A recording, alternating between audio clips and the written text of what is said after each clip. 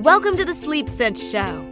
As always, brought to you by the Sleep Sense program, where podcast listeners can get a free customized sleep plan by going to www.sleepsense.net/listen. Hi, this is Dana. Welcome to the show.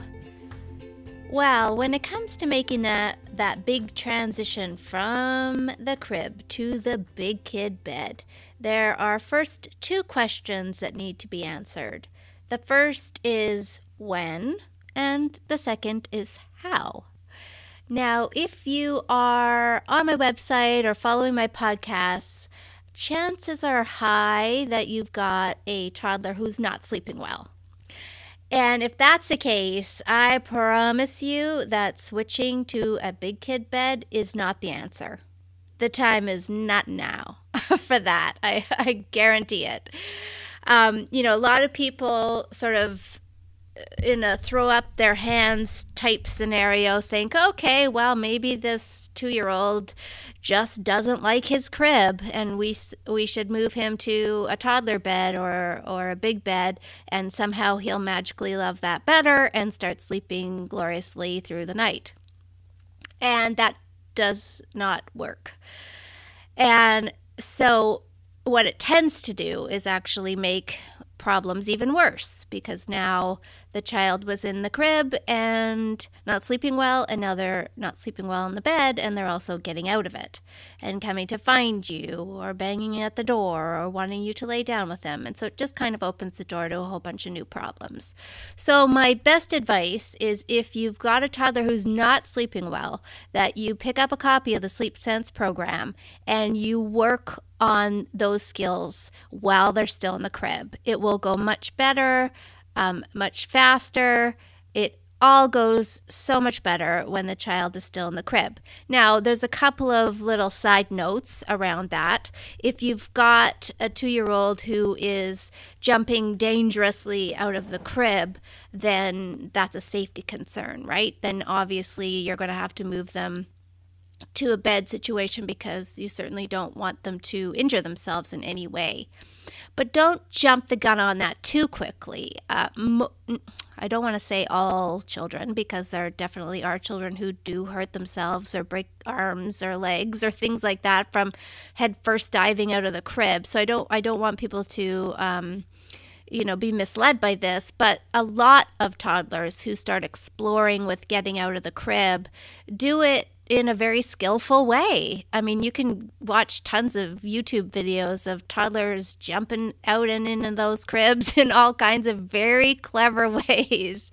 And it's completely safe because they've just sort of mastered the skill. And typically, it starts with just exploring with getting a leg up on the crib bar and taking it from there. So if your child's doing it in what you would consider a skillful way and a safe way, then again, it's still not necessarily time to switch to that big kid bed. Okay, so get the sleep situation under control first. That is my very best advice around that. A good way to stop a child here's just a little side tip for everybody. A great way to stop a toddler from even trying to get out of the crib is to put them in a sleep sack. My favorite sleep sack is the Bida Kidda sleep sack. It's nice and slim, so there's not a ton of leg room in there. I mean, it's comfortable, obviously, but it's not super gaping, so they don't get all wrapped up in it. And it's very difficult for them to lift their leg high enough to get to the crib bar. So that might be a good way to sort of stall out that exploration a little bit by putting them in a sleep sack. Also, make sure that the actual crib itself is on its lowest possible setting. Sometimes that just needs a bit of an adjustment, and then it's really too high for the child to even consider trying to jump out of that thing. Okay, so let's assume for the rest of the discussion that we've got a toddler who sleeps well, and you're just wondering when and how is the best time to move this child to the big kid bed. Another word of caution, and why people usually jump a little too soon into the big kid bed, is because a new baby's on the way.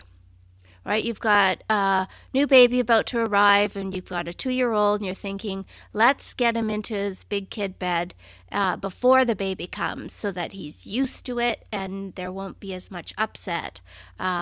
Once we have, if we were to do it later, let's do it sooner rather than later. And my advice is the opposite of that thought. And my advice would be to wait until the baby is here and the baby's had, most people keep their newborn in the same room with them or in a bassinet for the first 3 or 4 months anyway. So there's no real urgency for this crib right out of day one. So keep your toddler in the crib and let the sort of dust settle, or let them get used to this new family member. Let them get sort of let it all sort of settle, is what I'm trying to say, before you make the switch. That will go better, because I promise you, if you try to do it before, it may go just wonderfully, right? It's no big deal. They transitioned great until that baby arrives, right? And then there's problems. They're getting out, or they're regressing, or they're doing crying again. There almost always is a regression around sleep and or potty training when a new baby arrives. So it's always better to make big decisions like that for after the fact rather than before. All right, so as far as age goes, honestly, I don't know what the rush is. I just don't. I mean, I happily kept my children in their cribs until they were 3. They liked their cribs. They weren't trying to get out of the crib. They hadn't outgrown it.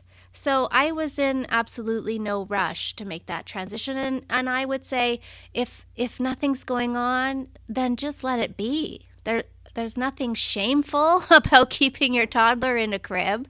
Just let that go. If you're feeling any kind of embarrassment or shame around it, hey, let that go. Your child sleeps great and they're in a crib, big deal, right? Big deal. I find that the closer you can get to 3, the easier the transition. 3-year-olds they just have much better ability to understand instructions and directions and consequences. The cognitive ability is just so much higher that it does actually make the whole process a little easier for the child as well. 2.5 would be my minimum, really, for moving to the big kid bed. And again, unless there's safety issues with a little bit younger ones, 2.5 is sort of the minimum for making the move. All right, so let's say we've got a almost 3-year-old and we're ready to transition. And one of the main reasons why I did with my kids is that they were ready to potty train, nighttime potty train. And it was it's hard to ask a 3-year-old to get up and go to the bathroom by themselves when they're still in the crib. They can't really do that. And so once that started to show up, even with nap time, I wanted them to be able to get up and use the potty if they needed to, before or during a nap. So that was my main motivation for making the switch. And I started pretty simply by just taking the one side of the crib down, so they had the ability to get out. And that's a great way to sort of transition out of the crib in a fairly smooth way. So what should you do? I don't think there's any benefit to a toddler bed per se, unless your crib converts into one. Then it is, because you don't have to run out and buy a new bed, and you can just take the bars down and have a little toddler bed. That's perfectly fine. Otherwise, just go right into a twin-size bed. It's what they're going to have for probably most of their childhood, and so you might as well just start with that. There's no point in really purchasing a toddler bed for the short term. Just go straight into a twin, or even a double. Lots of toddlers are in double beds, and that's just fine too. there is a little bit just out of the gate of sort of being aware of the parameters of the bed.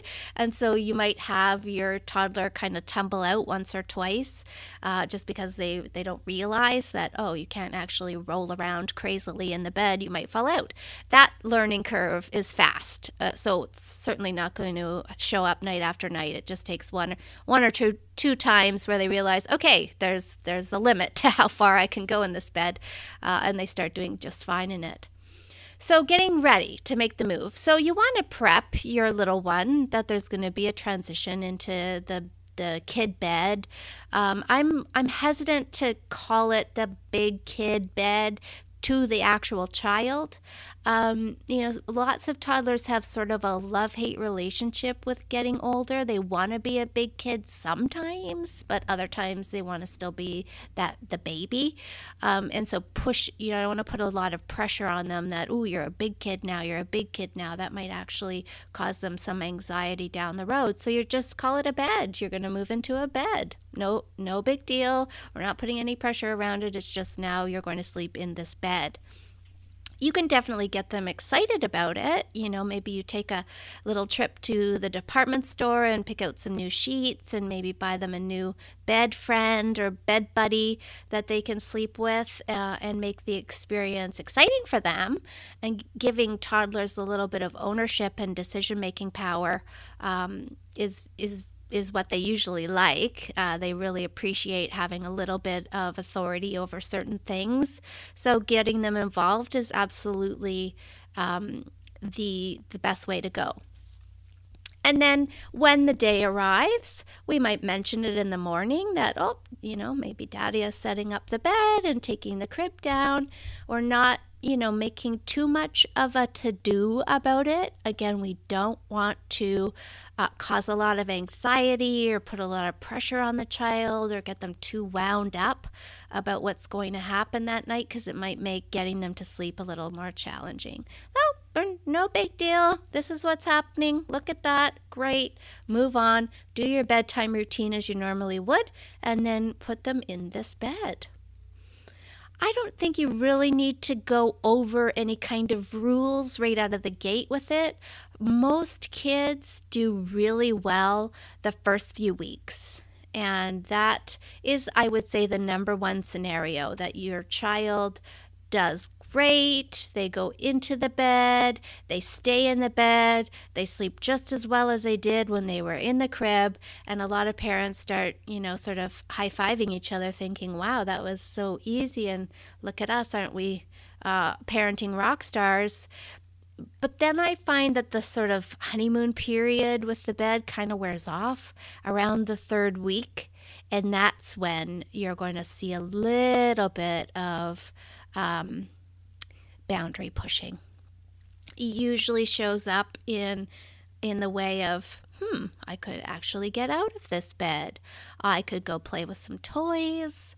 I could go see what my mom is doing.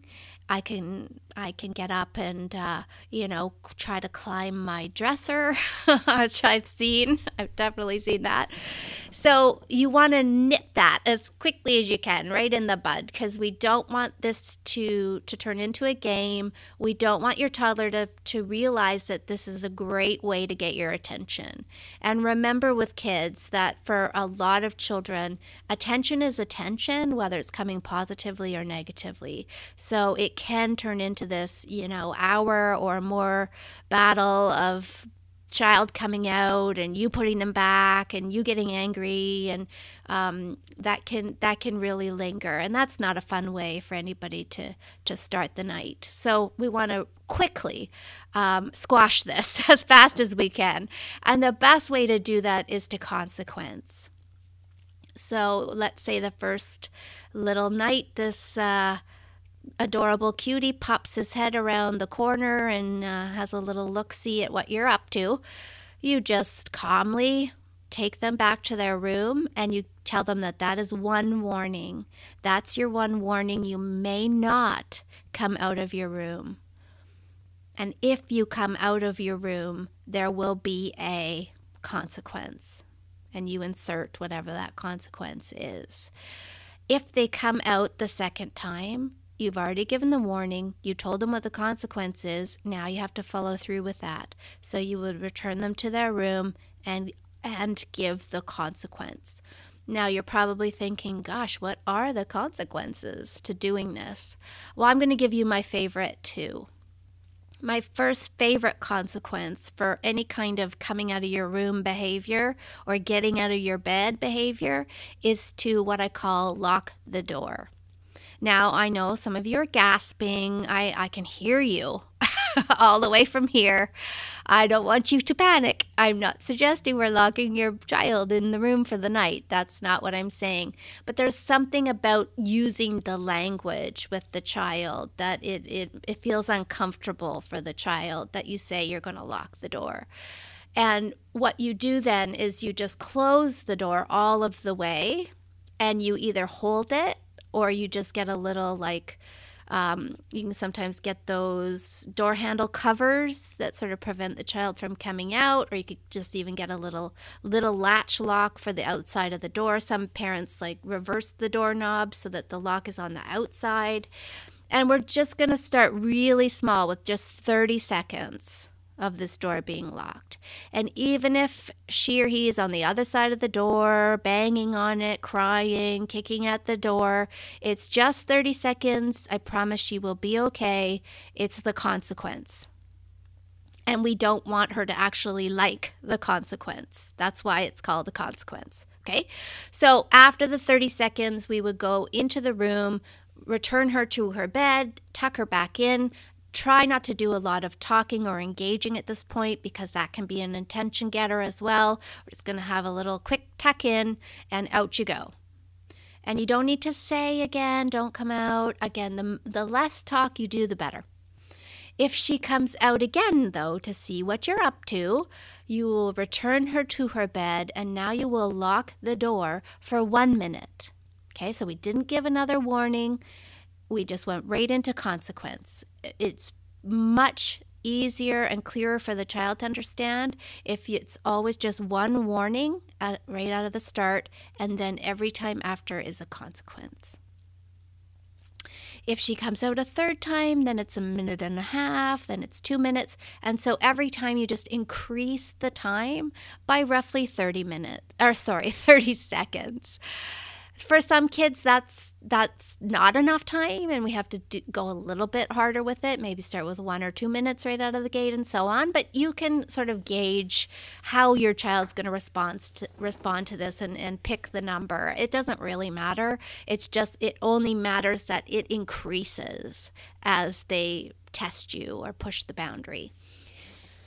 Now, I like that one. I promise you it works so well. It's very effective. It usually only takes a few tries before the child realizes that they don't like that enough and they stop the behavior. So it is a powerful one, I promise you. If that really, there's no way you can make peace with that, or there's just no way that you can do that, I don't know, whatever your reasons are, then you could try taking away the lovey if they have one. Lots of kids have a blankie that they love to sleep with, or a favorite stuffed toy that they love, and you can do the same approach with the lovey or the blanket and just say, if you come out of your room again, I'm going to have to take your blankie, and then you do it for the same increments of time, a little bit longer each time they test you. And that's not as effective as the lock the door, but it can be very effective as well. And here's the really, really interesting part about the lock the door strategy. This works even if your child already sleeps with the door fully closed. Right? I know you're thinking, what? That doesn't make sense. But it does. It still works. It's just the idea that it's a consequence, right? First of all, nobody loves a consequence. And the language, the verbiage of it, locking the door, they don't like that either.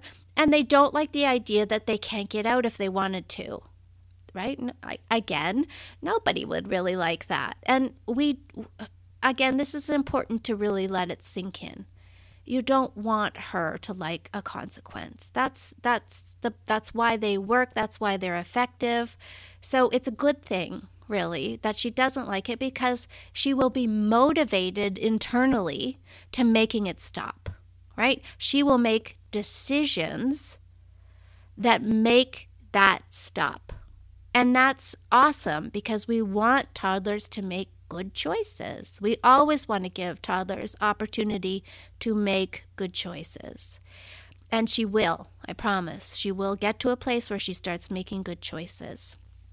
Now, some parents, if they've got a visitor, I like to call them, they come out in the night or they come out at bedtime, go right into locking the room or putting a gate up or leaving the handle, the white handle on the doorknob so they can't get out, period. And they just go to that right out of the gate. So they put the child to bed and they just go straight in to lock the door or secure the door. I don't love that because it's not giving your child any opportunity to make great decisions. It's basically saying, you can't make a good decision. You never will make a good decision. I can't trust you to make a good decision, so I'm just going to not even give you the opportunity. I believe that we should always give children the opportunity. And if they can't, then we consequence. That, in my opinion, is the way children learn. Okay, so that's what you're going to do if you've got a bedtime problem.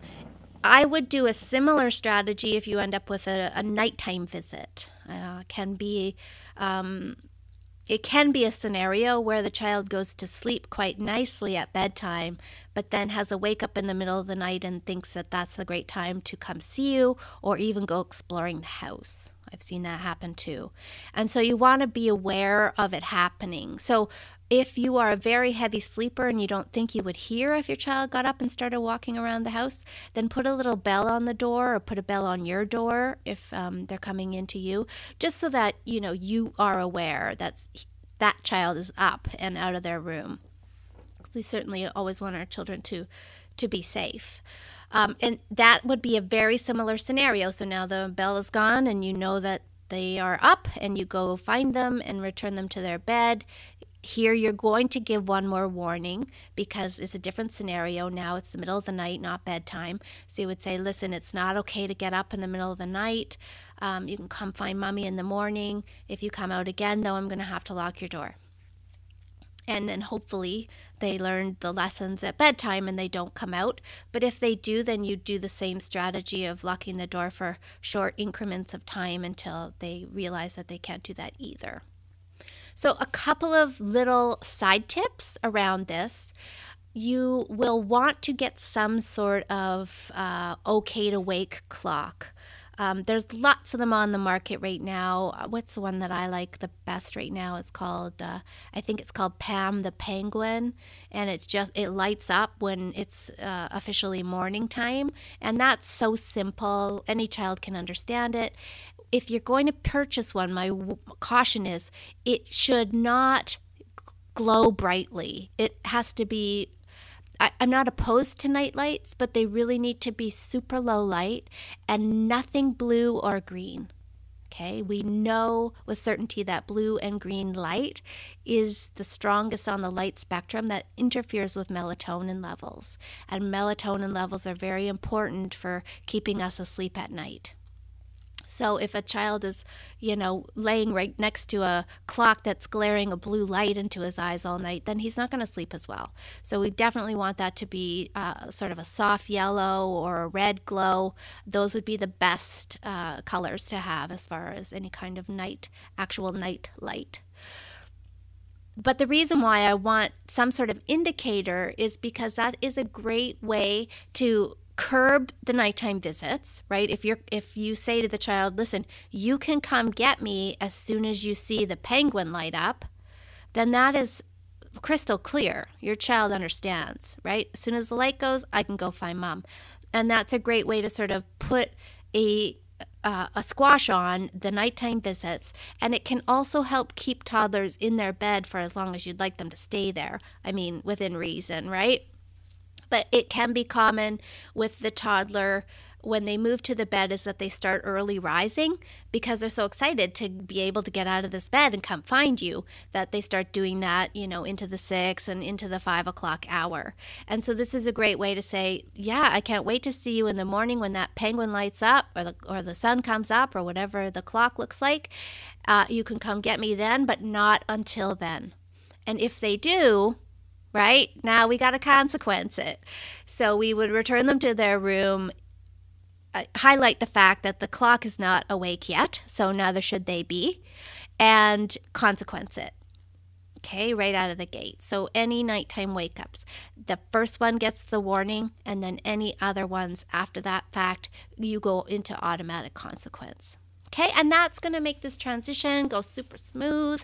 And you might not even have to do any of these things. You might have one of those children that just take to it and there's no problems and they never push the boundary around that. You could consider yourself super lucky if that's the scenario. That's not usually the way children work. There's always some sort of little push or boundary test here and there. So just follow that. And my advice before I say goodbye is that you will find that they will periodically give a little push, right? Push a boundary a little bit. So you might find that, you got off to a great start. You had a little problem at week 3, but you got it really sorted out super quick and with the consequence thing, and it went away. And then 2 months later, it shows up again, right? There's a little visitor. And I get it. What's cuter than a freshly bathed 3-year-old in a one-piece jammy? Nothing's really cuter than that. So it's hard not to, give in to that because they look so adorable. But go right back to, that's your one warning. You're not allowed to come out of your room until your light goes off. And please, if you do that again, I'm going to have to give you your consequence. And that's powerful. That sort of consistency with how you respond. Honestly, that's parenting 101. The consistency with how you respond makes all of these little boundary pushes go away really fast because the child knows that you mean what you say, you do what you say, right? And they're clear about that, and there's no mystery around it, and they just go, oh, okay, she means it, right? She gave me my warning. I'm definitely not coming out, and that'll just blow over. But rest assured that, 3 months later, 6 months later, it will most likely show up. And it'll just kind of keep flowing in that sort of, you'll have a little rest period, then you'll have a test, and then a rest. And that's just parenting. And it's good to know it and keep it in awareness and go right back to those strategies when it shows up. All right, everybody, thanks for listening. As always, please sleep well. Thanks so much for listening. For more great tips on helping your child sleep through the night, remember to subscribe, rate, and review the show on iTunes or Stitcher, and never miss an episode.